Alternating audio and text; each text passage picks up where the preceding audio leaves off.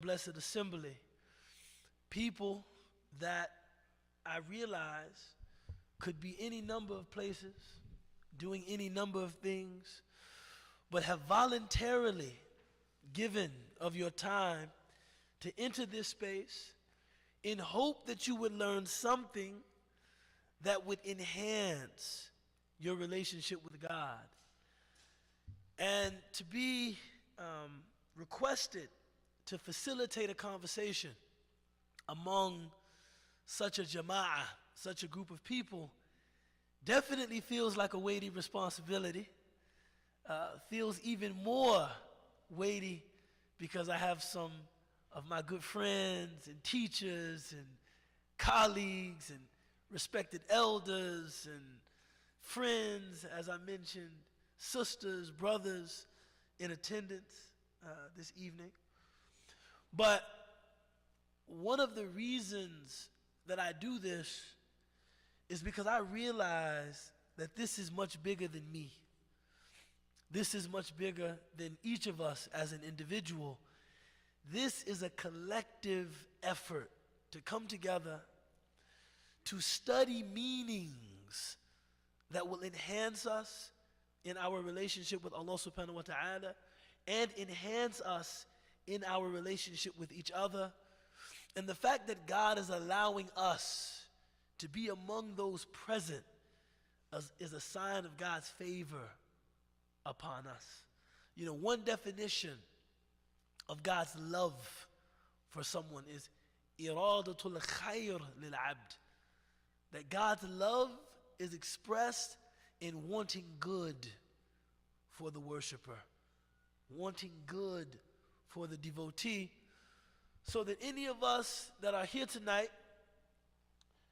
should hopefully take it as a sign that God intends some good for us. MashaAllah. This is a class entitled Word to the Wise. And we intend it as an easy to digest, a eupeptic, digestible class of spiritual guidance, significance, and we hope to teach in a way that anybody can enter with any previous exposure to Islam or Islamic teaching and take something out of these classes. In order to achieve that goal, you have to keep me faithful to a few things. One, don't let me use any terms that I don't translate, right? Sometimes you sit in a gathering of Muslims and somebody's at the front telling you they can't bring forth one kitab with any dalil about the rububiyyah of the Rabb al-Alameen. You know what I'm saying? And you're like, yo, I don't even know what language this guy speaks. We can't let that happen. And I can't assume that you are familiar with a concept or an idea that might be new to you. So if familiarity or if habit gets the best of me in that regard, I will count on you to raise your hand, tell me to translate, ask me what something means, and keep me honest. The second thing is that this will be a bi-directional exchange. We usually restrict the first 40, 35 minutes to some preliminary ideas, the exploration of the book, and then the last 30, 35 minutes to question and answer. So if a question develops at any point during the presentation, take a note on your phone or write it down, because I am as interested in hearing what you have to say as I would like you to be in what I have to say. And I realize that in many instances, teachers sit at the front of the room, engaged in our little soliloquies. We don't know if anybody's listening. We don't know if what we say is resonating with anybody. And we're not listening to people. And in that way, we can become unrelatable, enigmatic, inscrutable, and detached. And that would ruin the vocation of teaching, right? So we begin with Ibn Ta'ala's statement, and I'm just reading the English today. He says, Bismillah ar-Rahman ar-Rahim, not everyone who remains in the company of great people is guided thereby. So don't make spending time with the sheikhs a cause for feeling secure. This is a very important point. Association, suhbah, is very important. The Prophet sallallahu alaihi wasallam, he said in an authentic narration, "Al-mar'u ala dini khalili, falyandur ahadukum man yukhalil." He said, a man, or by extension a woman, is on the religion of those they befriend. So be very careful of who you decide to take as friends, right? So suhbah is important. There is so much that can be inculcated just through good company. Just spending time in the company of people of good character, some of their good character traits will rub off on you. You know, I had a teacher. In fact, this is a man that many of you, maybe you've even passed his masjid. Sheikh Muhammad Imam, he serves as Imam at Masjid Al-Qassam. That's the real name, right? The Mosque of Al-Qassam. But we call it the Chicago Islamic Center for everybody else, right? And he's an Egyptian sheikh. He lives in the masjid. All he does is teach, give sadaqah, and answer questions by phone. And I remember sitting in his office, struggling to learn classical Arabic. People would call him, and I had no idea what the conversation was about because his responses would just be phrases of remembrance. His phone calls would be like, MashaAllah, Alhamdulillah, Allahu Akbar, Barakallahu Feek, Bi-idhnillahi ta'ala, Assalamu alaikum. I'm like, yo, what kind of conversation? What kind of conversation? He would do this over and over. MashaAllah, Allah yubarik feek, Allah yubarik lak, Assalamu alaikum. I'm like, what was the conversation? What was the conversation? But I noticed that just spending time around him, dhikr, or remembrance of God, it just flowed more easily on my tongue. Just being in his company, I would look at him and I would think, man, I don't remember Allah enough in my speech. It's not that he told me you should remember Allah more. Just seeing him and wanting to emulate him. There's a fancy word for this called mimesis or mimesis or mimesis. Mimesis is when you are morally guided by emulating someone even if you don't understand what is happening to you. The Prophet sallallahu alaihi wasallam used to teach by mimesis. So he would say things like, if you aren't a patient person, just emulate people that are patient, right? If you aren't a patient person, meaning maybe something is happening and inside you're boiling. But what would a patient person do in this situation? They would sit, they would hold their composure, right? Just try to do that. That might not actually be your station. Just try that. The Prophet ﷺ said, when the Quran is recited, you should weep. And if you can't weep, tabaki, pretend like you're weeping. Right? pretend like you're crying. You know, subhanAllah. The first time I learned this, I took it very literally, and people would recite Quran, I would be sitting there. I'm not crying, but the Prophet told me to pretend like I'm crying, so I'm just scrunching up my face in hope that I will one day be able to cry. My Macy's. Suhbah. You know, when people ask me, what is the easiest way to get closer to God? I always say good company. Good company. It's easy. Because it is very important to know Muslims that you like. Not simply Muslims that you feel bound to through the duty of fraternity, through the duty of sorority. I'm bound to my sister by the duty of sorority. No, I just like him. I just like her. Because if you don't know Muslims that you like, you don't know an Islam that you like. So friendship, important. The suhbah of mashayikh, teachers, critically important. However, here, and I want to say about the author of this book, Ibn Ata'illah, this is a man who in different places in the corpus of his work talks very passionately about the necessity of good company.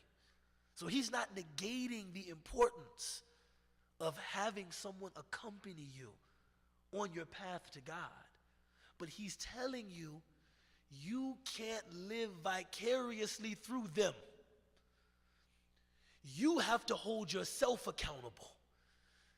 It is not enough that you are not together, you are not improving, you are not working on yourself, but somehow relying on your association, your nisbah with them. That I might not do a lot myself, but I sit in the gathering of Sheikh so-and-so, of Sheikha so-and-so, so I must be blessed. No, not everybody who spends time in the company of righteous people are guided by the company of those righteous people. You know, I used to live in Yemen, mashallah. I loved Yemen. I say that with considerable deference to anyone present that is Yemeni. And if you don't do that, they get angry. Al-Iman Yemani. The Prophet ﷺ said, faith is Yemeni. And on the day that I say that, Talal is not here. You know, the brother that always sits in the front and asks questions, he's Yemeni. You'll have to tell him that I said that. But one of the pastimes of the students where I lived in Yemen is that students would sit after Isha trading stories about their sheikhs. Each story more fantastic than the one that preceded it. They would just keep going. It was like this really interesting one-upsmanship. Somebody would say, well, my sheikh levitated. Someone else would say, one night, I was leaving a party at about 1:30. I looked at the dome of the masjid. I saw my sheikh flying right over the dome of the masjid. These are stories I heard. I had to say, wait. When you saw him flying, what did you do? I said, Salaam alaikum. What did he say? He said, wa alaikum salam. Another person, my sheikh was visiting Indonesia. A story that I heard. As my sheikh was walking past the zoo, a lion broke out of its cage and escaped from the zoo. Everybody was afraid. And my sheikh said, Bismillah ar-Rahman ar-Rahim. Took the lion by the ear, guided him back into the cage, and looked at everybody and said, what is everybody so afraid of? He's just a servant of Allah. And continued walking to his dars like nothing happened. Another person would say, you think that's something? Once, my sheikh was sitting with me, and he was simultaneously giving salam to the Prophet sallallahu alaihi wasallam. And he was conveying to me what the Prophet was saying, and he was conveying to the Prophet what I was saying. And that was always like, how can you top that? Right? There's nothing to say after that. Just then, one of the mashayikh, who was a respected member of this community, walked out and caught, what was being talked about. And he said, stop telling so many stories and allow your stories to tell you. The people that you're talking about, if they enjoy any of the merit that you associate with them, I guarantee you they didn't become that way through sitting up telling stories. If they really are like you say they are, they didn't become like that by sitting up at night telling stories of other people. They became like that through working on themselves. You could be remembering Allah right now, or praying right now, or sleeping so that you would wake up for Fajr right now. But instead, you're sitting here telling stories. This is what he's talking about. Now, I have you know something. I'm not even suggesting that the stories I mentioned are false. That was just a rhetorical device that I was using. Mumkin, all of them, mumkin. Maybe those things happened. Maybe those things happened. But it really doesn't matter. You don't become righteous just by telling those stories. It takes work. Ibn Ata'illah, the author of this book, he said, the hardest jihad to prosecute is the jihad against yourself. Not against an external foe, the jihad against the internal foe. The hardest jihad to prosecute is the jihad against yourself. He said, but amazingly, when people think about the lesser jihad against an external enemy, they know that jihad will expose them to the jagged edges of swords. But when they think about the greater jihad, they think it's just supposed to be fun. Incense, exclusive closed-door gatherings, nice clothes, preferably Moroccan, right? Beautiful decor. I'm thinking of another scrumptious food. Great travel opportunity. We're getting together this year in Indonesia, next year in Turkey, next year in Spain. I'm working on my soul. Great travel opportunity. He said, no. The internal jihad is as perilous. It exposes one to as much hardship as the external jihad. You thought this was going to be easy?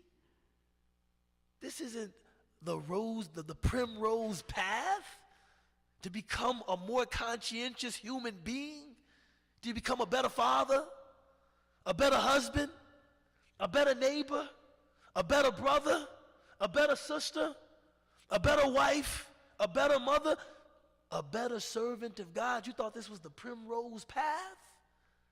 No, man, this is difficult. And if you think that all of that work can be done just by hanging out with some people that are blessed, no.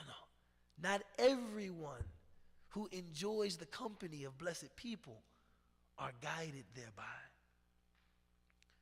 So don't make spending time with the sheikhs a cause for feeling secure. period, point blank? He didn't say that. Emphasis mine. Whoever is deceived about God will disobey God. For he entertains a false sense of security regarding his punishment. Thus, the ignorant say things like, I accompanied Sheikh or Sheikh so-and-so, and I saw Sheikh or Sheikh so-and-so. And they go on to make all kinds of false and baseless claims.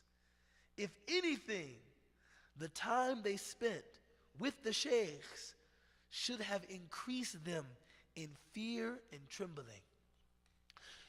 If I can disclose something to you all that's very personal. You know, my greatest fear as a teacher is that people are only able to learn from my speech and not learn from my silence. If a million people meet me, and nobody do this just as a concession to me, but if a million people meet me and say, you know, I've benefited from your lectures,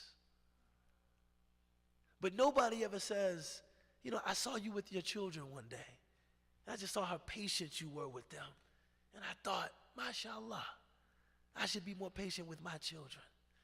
Or I saw you with your wife, and I saw how considerate and accommodating you were. And I thought, man, I should be more considerate and more accommodating. Or I came over your house one day, and as you were taking out your trash, you noticed some of the trash outside of your neighbor's receptacle, and you picked it up and you put it inside of your neighbor's receptacle. Or I was driving down the street with you one day, and you saw something harmful in the middle of the street, and you pulled your car over and picked it up and removed it and just kept driving like nothing ever happened. I will feel that as a teacher, I have not lived up to my responsibility. Teaching the realities of the deen is not just about being a garrulous person, a loquacious person that sits at the front of the room talking, but it is trying to realize some of these states, trying to realize some of these meanings. So here Ibn Ata'illah says, if they had really benefited, Assalamu alaikum, mashallah, mashallah, if they had really benefited from their time with the mashayikh, it would have increased them in fear and trembling, right? Indeed, the companions, Ridwan alayhim ajma'een, kept company with the Prophet sallallahu alaihi wasallam, and they were the greatest people in fear and trembling.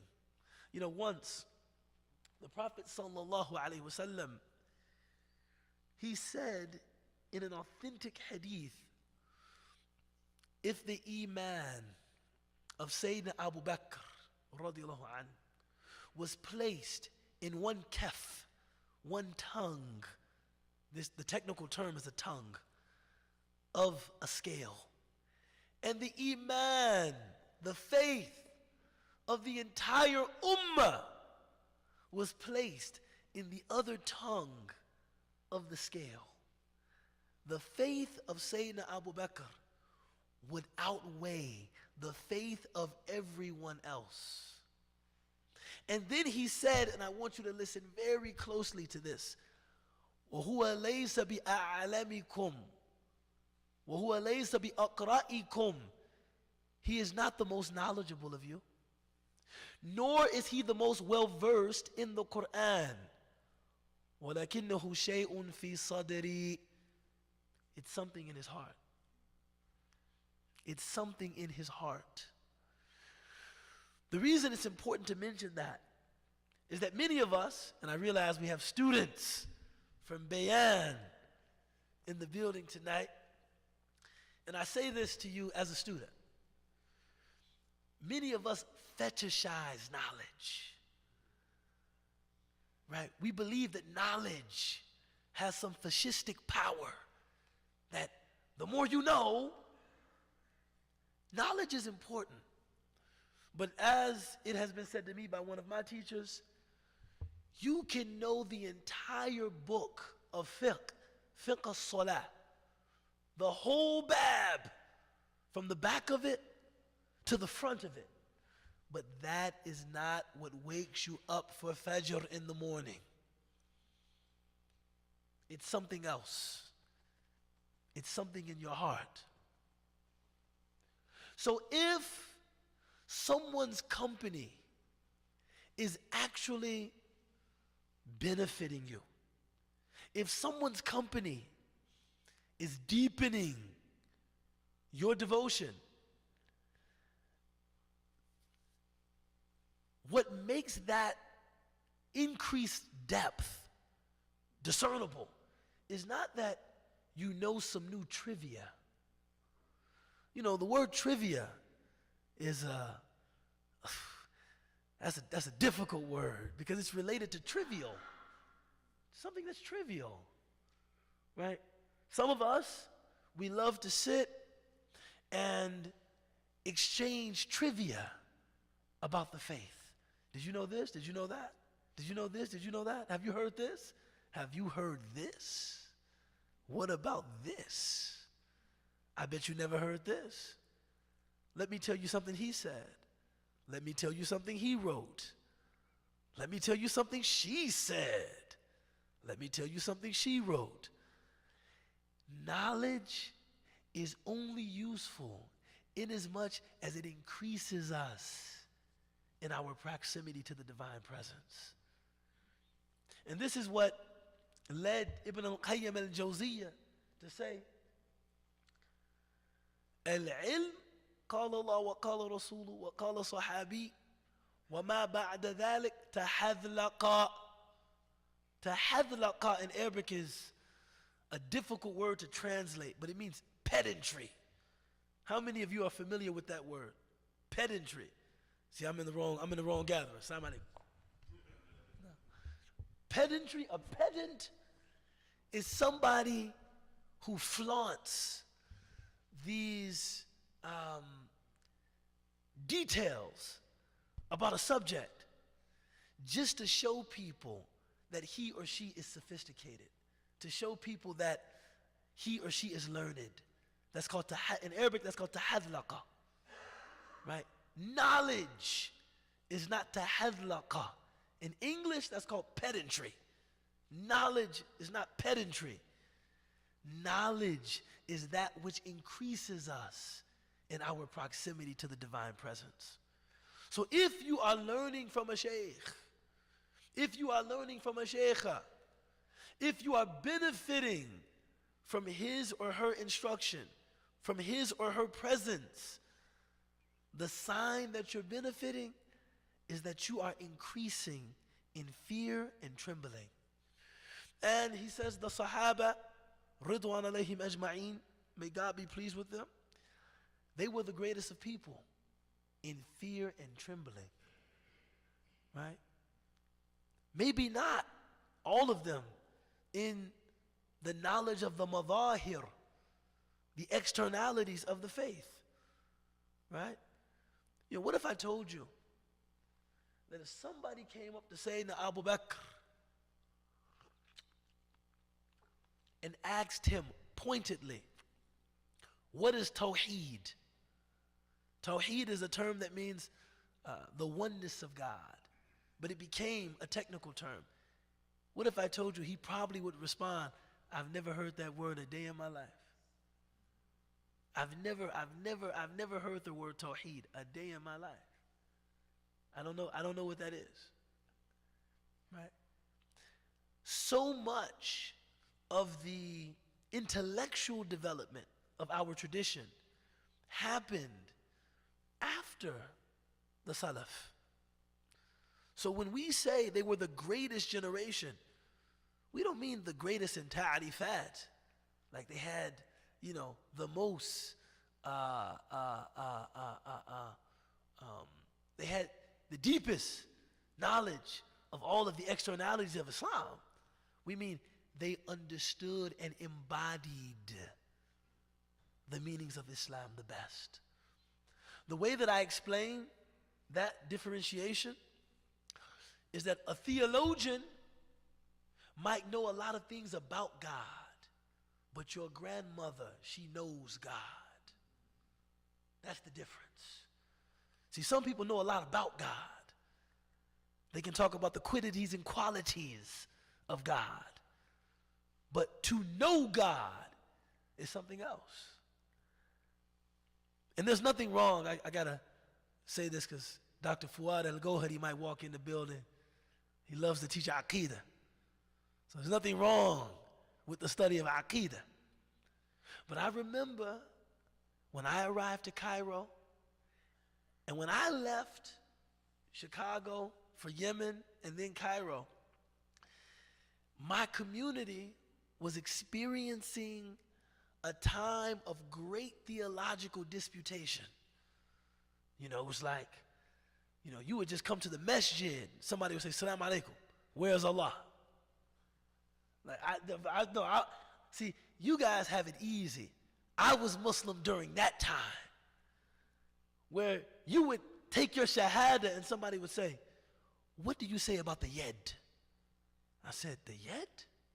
What is a yed? The hand. I say that my hand is prehensile and I use it for grabbing things. No, the hand of Allah. So, I don't know.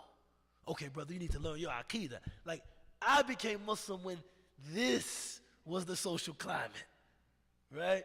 So when I got to Egypt, my goal was tasalluh. I wanted to arm myself. I gotta get me some Aqidah. I don't want to get run over by those guys at the masjid. I gotta equip myself, prepare myself for battle. So one of the teachers at Azhar, he asked me, he said, what college are you going to go into? I said, Usul al-Din. He said, why? I said, I have to learn Aqidah. And he said, Hal ta'arifu rabbak? Do you know your Lord? Hal ta'arifu rabbak? Do you know your Lord? I said, A'arifu Rabbi. I know my Lord. Hadihi aqidatuk. This is your Aqidah. Do you know your Lord? I know my Lord. This is your Aqidah. Now, if you want to study systematic theology, study systematic theology. But he was actually, I'm glad Dr. Fuad is not here. His position was that Iman, shay'un yulqa fil qalb. Faith is something that is cast into the heart. That's it. Faith is something that is cast into the heart. Everything else is a secondary explanation of faith. Right? Id'an al-qalb is something that's in the heart. You know your Lord, that's your Aqidah. Right? My point here is that knowing God is what we want, not just knowing about God. Bismillah ar-Rahman ar-Rahim. He continues, wealth may constitute an impediment, while poverty might promote connectedness. Subhanallah. You know, there's a story. Here I am talking about don't tell so many stories, and I ain't doing nothing but telling stories. Story of Ibn Hazm. I love this story. Ibn Hazm was born, this was a Spanish scholar of Islam, and he was, by all accounts, quite an eccentric personality. He was different. You know, I can tell you stories about Ibn Hazm that will make you laugh. I'll tell you one. So Ibn Hazm was famous for being what's called a Zahiri, or he wanted to severely restrict the use of human agency in understanding revelation, right? Just do what God said unless we absolutely have to resort to, some kind of ta'lil, some kind of logical interpretation. But if we don't have to resort to that logical interpretation, just do what God said. So someone asked him, they said, so he asked someone, he said, why is it? Now, wait, are there any kids here tonight? Okay, there's no kids here tonight, so I can tell this, because Ibn Hazm can get a little bit, explicit. Just being real. So he said, why does, wait a minute, maybe I shouldn't tell this story. I just realized that I'm in polite company. Maybe I shouldn't tell this story. Okay, no, I won't tell that story. Well, I'm not going to tell that story. I'm not going to tell that story. I'm not going to tell that story. The original story that I was going to tell was that he was born into a very wealthy family. And he lived in something like a castle. His house was something like a castle when he was growing up. And he had a student that he was teaching Mustalahat al-Hadith, hadith terminology. And the student produced some work that was very poorly done. And when Ibn Hazm asked him, why is your work of such poor quality? The student said, I'm poor and I had to complete this assignment by the lamps on the street. Like, I literally did this by like the gas lamps that are burning on the street. And I'm poor, and this was the best that I could do. And Ibn Hazm said, I do not accept your excuse, because I had to do my work by the castle lights, and I still completed my work. And the student was like, he said, yes, access to great wealth is more of an impediment to knowledge than poverty. I could have been doing anything, but I was dedicating my life to knowledge. So you dedicate your life. Here, Ibn Ata'illah is saying, even at a higher level, we don't really know what is good for us and what is bad for us. Shaykh Abdul Qadir al-Jilani is quoted as having said, everything that happens to you is neutral. You only know if it's a blessing or a curse according to how you respond to it. If it increases you in your certainty and your devotion to Allah, it's a blessing. And if it removes you from Allah, it's a curse. So if a person is awarded, or a person inherits a lot of money, and they think, man, this is a blessing, but after the money, they can't find time to pray. They're frustrated. They're stressed out. They're blocking. Assalamu alaikum salam. You missed it, man. I was saying lots of beautiful things about Yemen. You missed it. Next time, inshallah, khair. They're frustrated. It has placed a strain on their relationships. Was the money a blessing? Likewise, somebody might be in a very difficult circumstance financially, but in those straits, they might taste a sweetness in their faith that really makes that situation a blessing. Now, if you ask me, I would much rather be tested with wealth than tested with poverty. Only because the test of poverty I already know.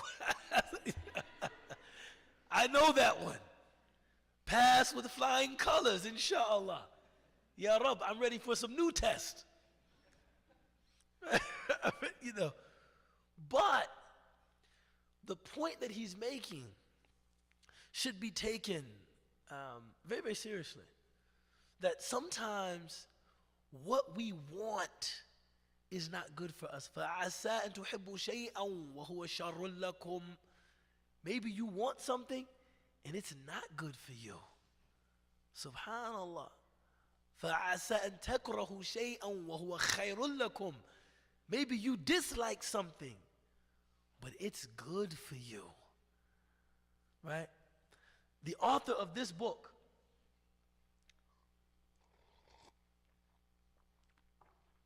has another book that I would like to read with this group called At-Tanweer fi Isqat Tadbir. The illumination that results from leaving your plan and embracing God's plan for your life. When you can set aside what you thought was good for you and embrace what God is doing in your life and accept that as good for you, you will experience profound openings in your life. Why do you think we pray Salat al-Istikhara? Right? You know, Istikhara is the least understood prayer in, I think, all of our liturgical exercise. Some people think Istikhara is just for the purpose of marriage. Yo, Ustaz, what's that marriage prayer? Marriage prayer? You know, the prayer you make for marriage. Are you talking about Istikhara? Istikhara literally means seeking good. In the Arabic language, this pattern, istif'al, it's for talab. You're seeking something. Istikhara means you're seeking good. You're seeking the good. Now, some people make istikhara and they wait for omens. Right? I've never seen any evidence that this is what you're supposed to do. Some people pray istikhara and they wait to have a dream. You know how many brothers I know? I'm like, are you getting married? No, the sister's still waiting to have the dream. She hasn't had the dream? She hasn't had the dream yet. She says she's praying istikhara, and once she sees me in a dream, then she'll know it's right. La ilaha illallah. I hope she has that dream. But the definitive sign that istikhara has been accepted is tuma'ninatul qalb, contentment in your heart. That's all. You don't have to have a dream. You don't have to see a good omen, like the brother showed up to meet my father. He was wearing a blue tie. My favorite color is blue. I knew that this was right. You don't have to do that, right? I took the sister and her family out. She ordered the least expensive thing on the menu. I knew then she was the woman for me because I'm broke. No, wallahi. These are stories I've heard. I went to dinner with her and her father. When she ordered the least expensive thing on the menu, I knew this was the answer to my istikhara. This is the woman for me. She's frugal, and I'm broke. I'm like, oh, you know. Tuma'ninatul qalb, having contentment in your heart, is the only sign that istikhara has been accepted. I prayed it, and I'm making this decision, and I'm content. Once you make the decision and you feel that contentment, فَإِذَا عَزَمْتَ فَتَوَكَّلْ عَلَى اللَّهِ. After you've made a decision, rely on God. Afterward, even if things don't go according to plan or something unforeseen happens, trust. This is what God wanted for me. In some way that I might not understand, what God wanted for me, what was best for me, was this marriage and this divorce. Because I prayed istikhara. Istikhara is really protection against regret. I prayed istikhara. Me opening this business and this business closing after 7 months, in some way that I don't understand, was the best thing for me. You shouldn't say, man, I didn't read the istikhara right. No. You read it right. You asked God to guide you. You were sincere. You told Allah, ثُمَّ قَدِّرْ لِي الْخَيْرَ حَيْثُ مَا كَانَ وَأَرْضِينِي بِهِ. Guide me to the good, whatever it is, and make me pleased with it. You said that, right? So, فَتَوَكَّلْ عَلَى اللَّهِ. Trust in God. That's istikhara. When you make istikhara, it enables you to embrace the plan that God has for you. So here, even though all of us want financial self-sufficiency, we should, I know I do. All of us want financial freedom. All of us want prosperity. If God chooses something different for us, collectively, you know, man, you spend enough time talking to Dr. Will Caldwell, he's going to tell you, this isn't even about personal wealth. The United States of America is heading toward collapse. Right? If God decrees something different for us collectively than prosperity and ease financially, we should trust that this could be a means of connectedness with Allah, even though it's not what we want. The Prophet ﷺ, like, this is a dua that scares me. He said, Allahumma ja'al rizqa ali Muhammadan quta. He said, make the provision of the family of Muhammad qut, just their daily needs being met. The Prophet ﷺ did not pray. Now, this is why it becomes scary. Some people say this refers to the family of the Prophet, Ali Muhammad. Some people say this refers to any people that have a nisbah, have a connection with the Prophet ﷺ, that my people, wherever and whatever ethnic background, Allah make their provision that their daily needs are met, that they don't have to beg, that they're not exposed to indignity, but don't give them tons of excess wealth. I don't want that for my family. This was the Prophet ﷺ. So some of us, we have to look, if this is what the Prophet prayed for, he asks Allah to make his people, either his family or all of the people associated with him, give them, meet their daily needs so that they have food, clothing, shelter, they're able to be generous. But I'm not asking you to make them wealthy. I'm not asking you to make them rich. So dua of the Prophet ﷺ. Right, we have to think, why did the Prophet ﷺ want that for his people? Right? So I, like everyone else, wants Allah to make me rich. Say Ameen.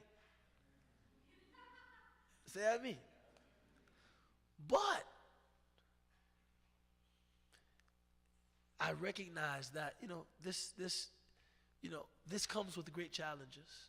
Right? This comes with great challenges. He gives you a reason. He said, for poverty compels you to implore God with humility.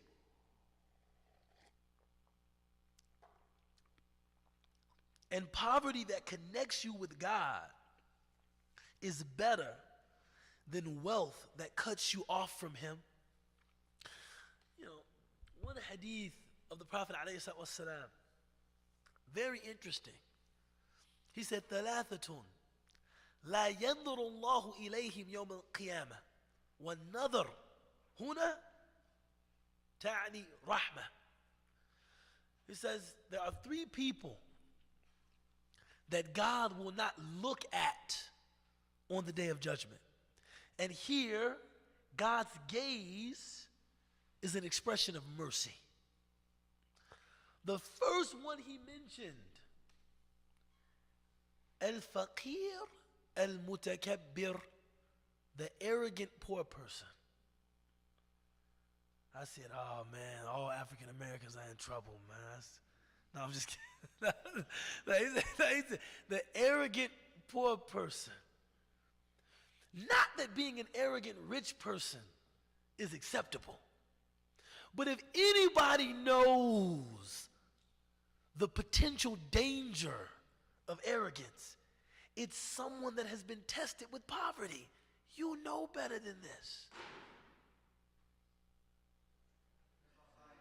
Oh, was that? Okay. You know better than this. You have actually experienced real life circumstances that forced you into a posture of humility. How dare you behave insolently and arrogantly? How dare you? You know better than this. And ironically, it is many of those people who come out of that experience that do behave arrogantly, right? As if you can't go back, you know, as if you can't go back, right? Qarun, who was a contemporary of Musa, Qarun was from Bani Israel. He was an Israelite. You know, Qarun was the wealthiest person in Egypt at the time of Musa alayhi salam. Now, Qarun was an Israelite living at a time in which the Israelites were being oppressed. And somehow, maybe with tawfiq and ingenuity, tawfiq is divine providence, and ingenuity, he ended up becoming amazingly wealthy. However, when people saw him and they would say, Ahsan, kama ahsan Allahu ilayk, be good to people like God has been good to you, he would say, God? God? Inni utituhu ala ilmin indi. God? The money I have because of a knowledge that I acquired. Never attribute my success to God. Attribute my success to me. That was Qarun. You see? God? The people said, Ahsan kama ahsan Allahu ilayk. Amen. Be good to people the way God has been good to you. God? God? You know, subhanAllah.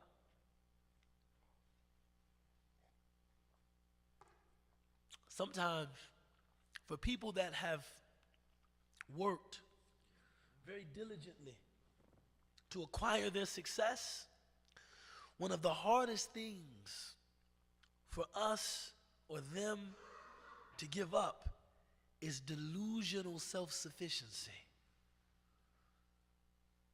Yes, even though you were creative, even though you were disciplined, even though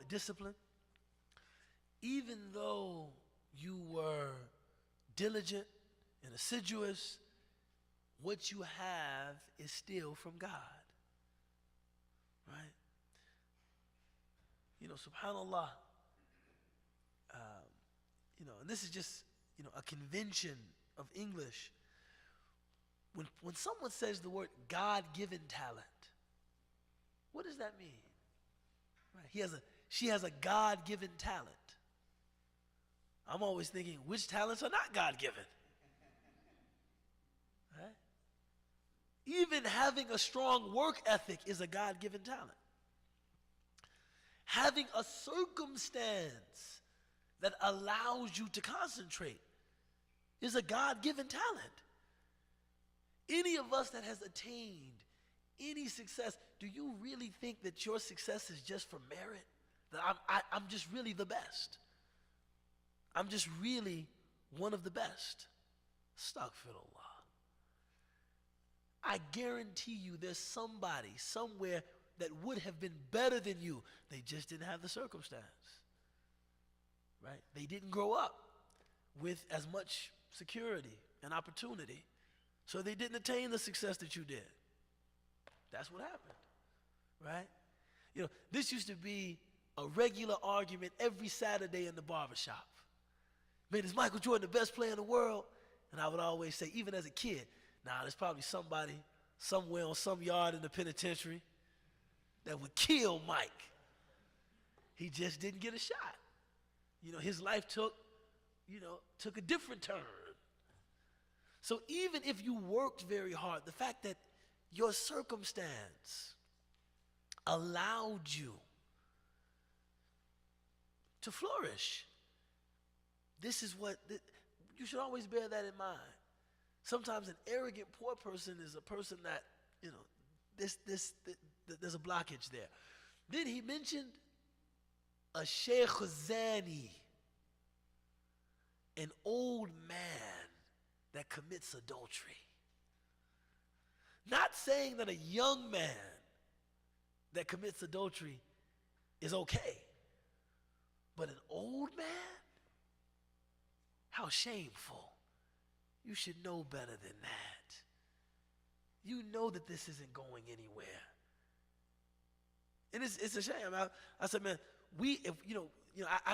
I was in Oakland 2 weeks ago. And I met Imam Fatin from Las Vegas. And I was thinking, man, we should pay for a billboard to put up in Vegas, a Sheikh Zani. One of the people God doesn't look at with his mercy is an old man that commits adultery, courtesy of the Muslim community. He said, they wouldn't let you put that up in Vegas. There's ordinances against that kind of stuff. They wouldn't let you put that up in Vegas because there's something particularly shameful about that. And then the last person he mentioned, Al-Imam al-Kadhib, or a leader that lies. Right? A leader that tells lies. Not that being a person that is subject to someone's authority and lying is okay, but it's more understandable. But you're a leader and you're mendacious, you're a liar? We should put that up in Washington, D.C. A leader that lies will not be looked upon by God with mercy on Yom Al-Qiyamah, courtesy of the Muslim community. You're a leader of the people and you lie? How shameful. Right? So, I say that to say, poverty can promote a connection with Allah subhanahu wa ta'ala. And wealth can sever one's connection with Allah subhanahu wa ta'ala. So we'll stop there. We'll open for some questions. أقول قولي هذا وأستغفر الله لي ولكم ولسائر المسلمين وآخر دعوانا أن الحمد لله رب العالمين. MashaAllah. So questions, comments, feedback, corrections, rebuttals, anything that anyone might want to index into the conversation. I have a question.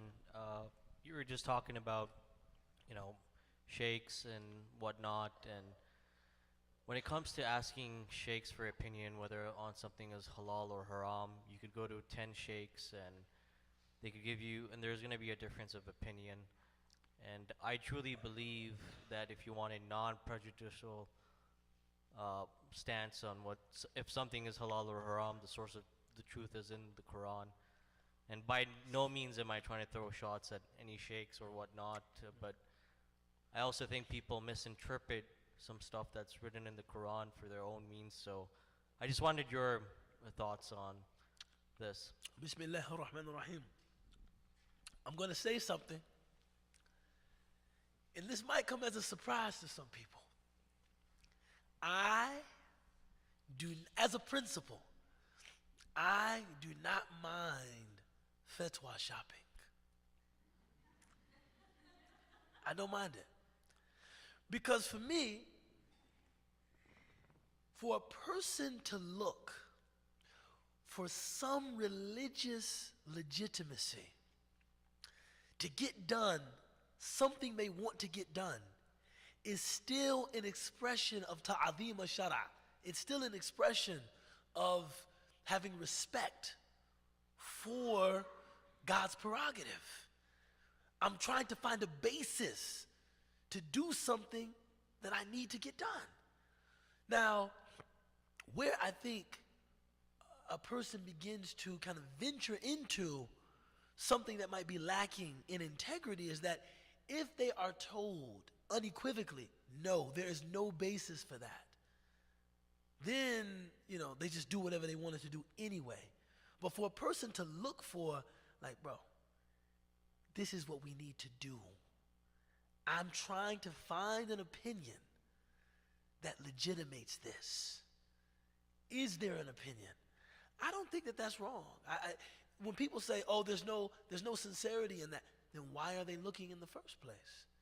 If they really just wanted to do whatever it is they wanted to do, why look for it in the first place? No, they're trying to find, there's a statement attributed to I believe it's attributed to Sufyan al-Thawri. And he said, "At-tashaddud yuhsinuhu al-jami'." Being strict, anybody can do that. That doesn't require knowledge. وَلَكِنَّ الْفِقْهَ, true in-depth understanding, تَتَبُعُ الرُّخَص مُسْتَنِدًا إِلَى الدَّلِيلِ. Following the dispensation supported by knowledge, supported by evidence. This is deep understanding. And I always joke with people, I said, man, if I really wanted to make some money, I would create an elaborate hoax.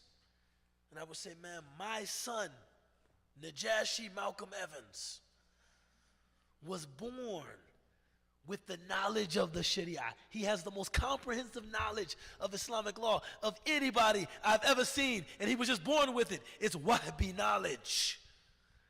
And then I would put my son in front of everybody, and I would say, ask him any question in the Sharia you want. And I would just tell him to say, whatever they ask you, just say haram. Whatever they ask, just go haram. But you have to say it with good nutq. You have to say it with good pronunciation. You say haram. I'm telling you, at least one or two people would leave out of the gathering. No, the sheikh is legit. He's legit. Yeah, no.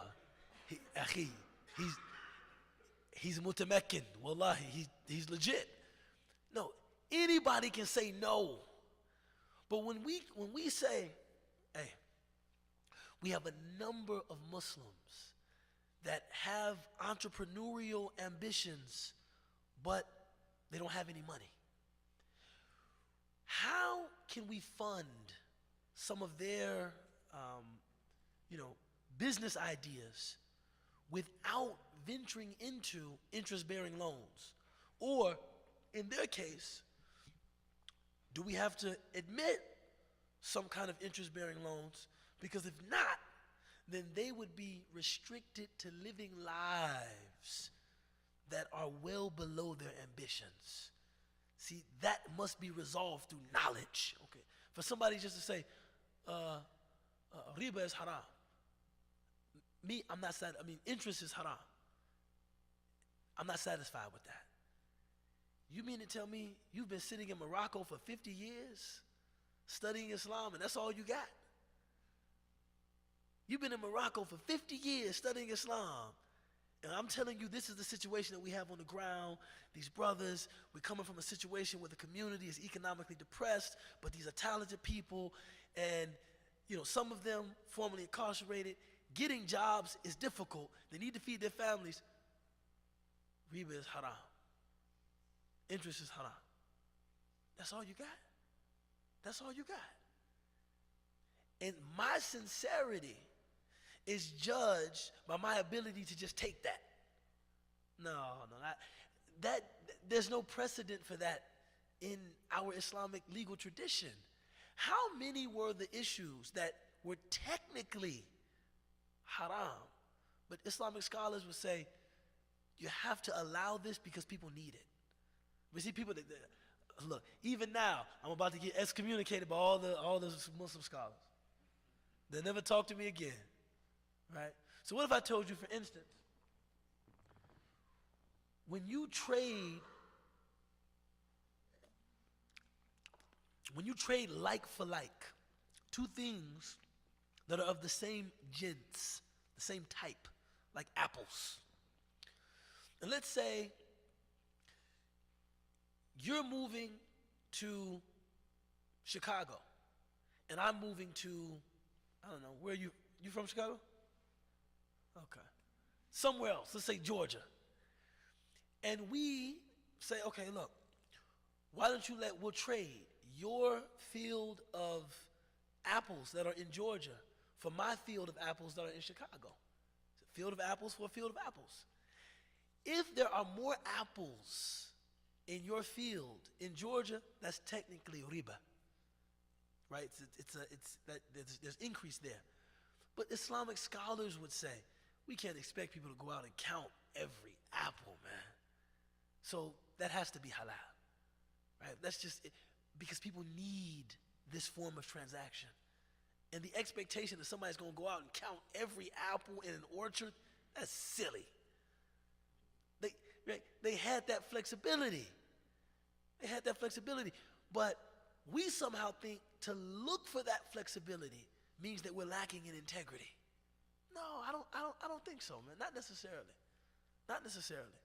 Right? Now, getting back to what I'm supposed to say here. No. The Prophet ﷺ also said, Istafti qalbak walau aftawka nas. Consult your heart, even if people are giving you opinions. He also said, El-ithmu ma haka fi sadrik. The sin is that which wavers in your chest. So that if you're doing something, وَكَرِهْتَ أَنْ يَتَّلِعَ النَّاسُ عَلَيْهِ. Sin is that which wavers in your chest, meaning when you're doing it, you're uncomfortable. And it's something you would not like to have people know about you. I find that this is a good mi'yar. This is a good measuring stick. It's something that if my accountant just burst into the room and said, hey, Obey, you still want me to cheat on your taxes?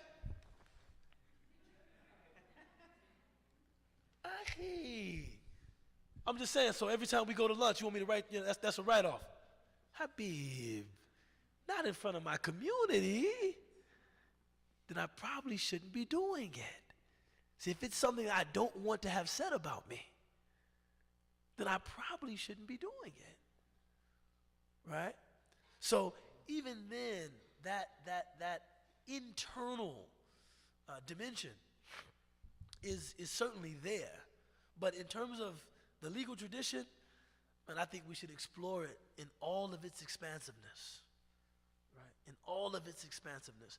But in order to do that, we need to have more than just individual goals. We need some collective goals. We need some communal goals, right? So that if a person finds a fatwa that opening a liquor store is okay in Dar al-Harb, in the land of non-Muslims, communally we don't accept that. Not that that single position doesn't exist somewhere, but as a community, we reject that. This is not our priority. This goes against our collective sense of mission, right? So we need that. We need that. Other questions? Yes. Are we still in polite company? Can you tell the story now? I'm just kidding. Actually, that's not my question. Okay. Okay. I mean, I would tell the story, but it is a little bit. When I thought about it, I was like, no, I don't want to tell it. It is a little bit graphic. So when you're driving in Chicago and stuff like that, and like lately, I've always felt uncomfortable when like people are on the side of the road asking for money, and that like, should we be contributing to them? And the pushback that I've always got is like, oh, but you don't know what they're spending the money on. And nowadays I'm also seeing like people are there with their children. So I was just curious if like Bismillah ar-Rahman ar-Rahim. Well, you know, a sadaqah tuda fi yad ar-Rahman. The charity is given into the hands of the Rahman. So once you give somebody charity, it really doesn't have to be of concern what they're doing with it. You give it into the hand of the Rahman. On the other hand, to want to benefit people as much as you can is a sign of your sincerity. You know, Martin Luther King Jr. said, compassion is not flicking a coin to a beggar, but being concerned about the system that produces such indigence, right? That you know, people being indigent in that way. So I would say there's a few considerations here. One, when you give, you know what you're giving even to someone who is taking advantage of you. Hold on a second. I'm still getting over a little sinus infection, mashallah. Even someone who believes that he or she is taking advantage of you, right? They're making up some lie or something like that, or you know, sometimes you see people, they're holding signs that say "Salam alaikum," right? And then you say "Wa alaikum salam," they look at you just like, I'm like, are you Muslim? And they're like, they just keep looking. What you're really giving them, even, you know, more significantly than the money, is the ability to believe that there is still some goodness in humanity. Right? Now, if a person has been reduced to such a place of viciousness that when they see kindness, they take advantage of it, we should really just,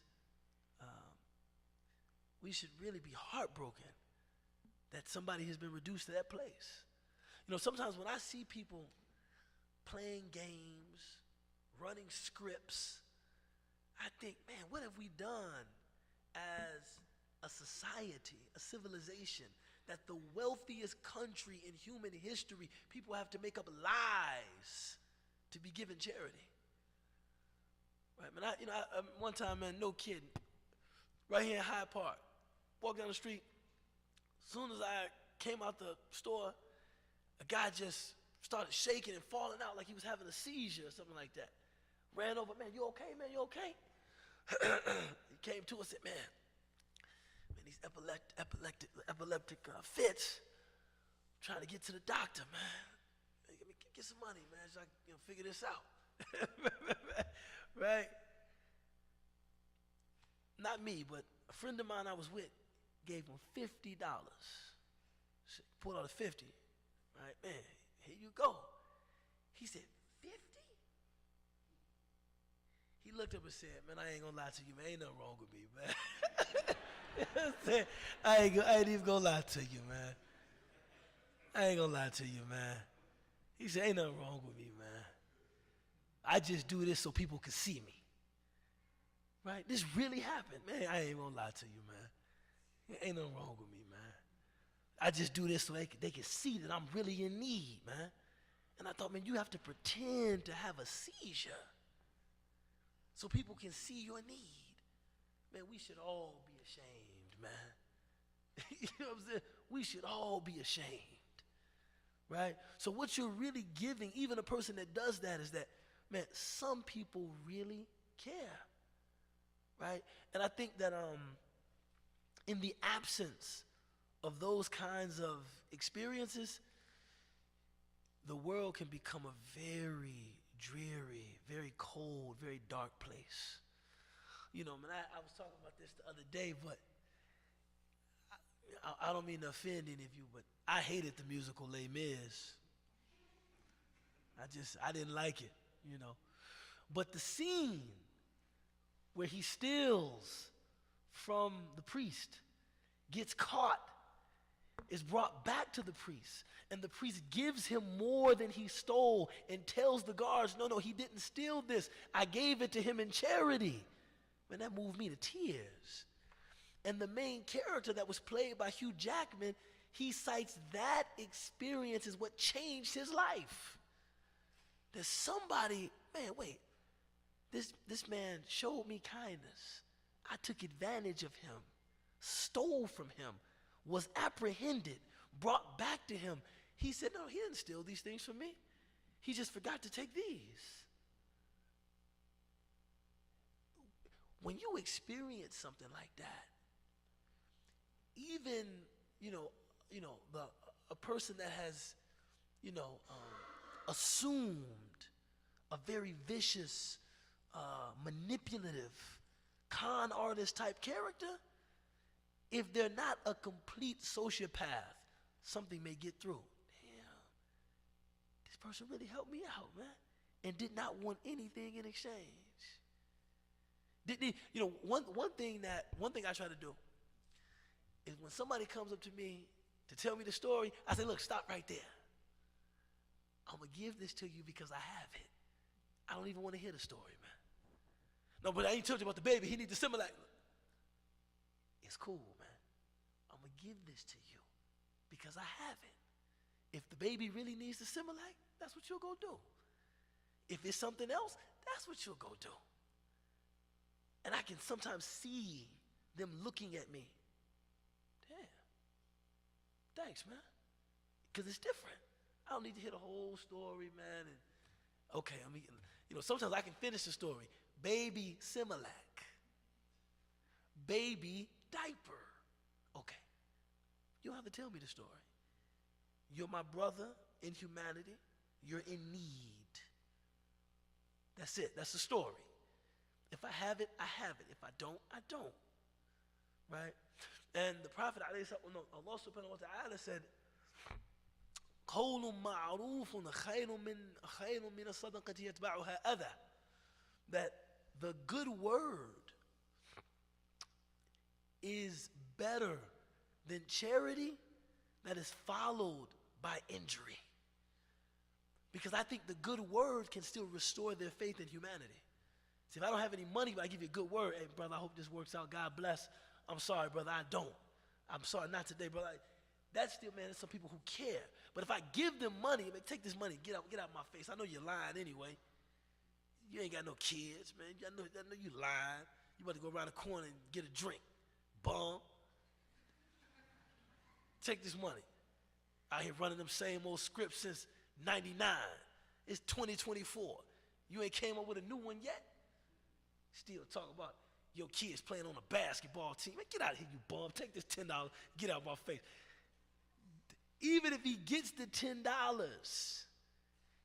it's still going to do a lot of injury, right, to his perception of the society, people. So if you can't give without, where are you going to go? I mean, I've seen things that were just shameful. Shameful. You want the money? Show me your arm. Are you using? Are you a heroin addict? Show me your arm. I don't want to show you my arm. Okay, I'm not giving you no money. Shameful. man, just give the money if you want to give it. Right? Just give the money. And that's it. If you can't give the money, give a good word. And that's it. Now, the last thing I will say, and this is just to be pragmatic. And not everybody has to adhere to this because everyone knows their comfort level. But my wife, my eldest daughter, because my youngest daughter is 8, I say, if you're alone, don't give to men. That's just my preference, just thinking about safety, security. If you're alone, and it's not like a group, and if I'm not present, don't just give, charity to men that are asking. Because that could, some wheels could start turning, and so just politely say, no, I'm sorry, I don't have anything. That's just my preference for my wife and my daughter. You know what I'm saying?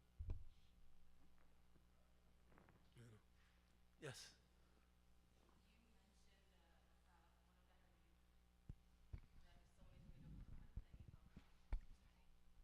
That if someone is reading Quran, that you attempt to cry, and if you can't cry, then you fake it.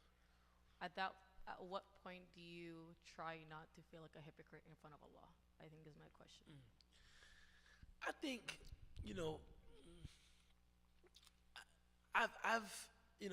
it's interesting. I've been able to sit in the presence of many people that I'm sure were familiar with this hadith as the Quran was recited, and they weren't pretending to cry. They weren't pretending to cry. I don't think that this hadith has traditionally been read ala wajh al-dhahir. I don't think it's been read in a literalist way, like everybody should be going. I think what the hadith is saying is, look, these are the words of your Lord. And you should have more than simply an intellectual or cerebral involvement with them. You should have an emotional involvement with them. And if you find that you don't, then, try to. Doesn't mean that you have to kind of visibly show some signs of faking to cry, but try to sit with the fact that the words of God are being recited. Just try to sit with that. I remember, and this was subhanAllah, talk about jealousy. My eldest daughter's mother, Allah yarhamuha, she passed away in Egypt. May God have mercy on her soul. Say Ameen. She was a beautiful woman, and just practiced Islam in a beautiful way. When I was studying Arabic, she would be very forward about the fact that she was very intelligent, but she wasn't very studious. So when I would let's sit down, let's study, she was like, no, you go ahead and study. You do that. You do that. You study, and alhamdulillah, I think I'm just going to go to the cafe with my friend and have some. But we're going to be talking about Allah, I promise you. We're going to be talking about Allah. We are going to be talking about Allah, but I don't have any interest in that. And at first, I took it like, you don't want to study the deen? No, I don't want to study it. I'd be like, oh, man. But even after, learning Arabic, some Arabic, I think learning Arabic to, a considerable level, we would listen to the Quran, and I would look at her and she would be crying. And I would look at me and I'm just looking like, I was like, wait, you understand it? She would say, no. No, I don't understand it. But these are the words of Allah. And Allah is allowing me to hear them. Right? And I would be like, yeah, right.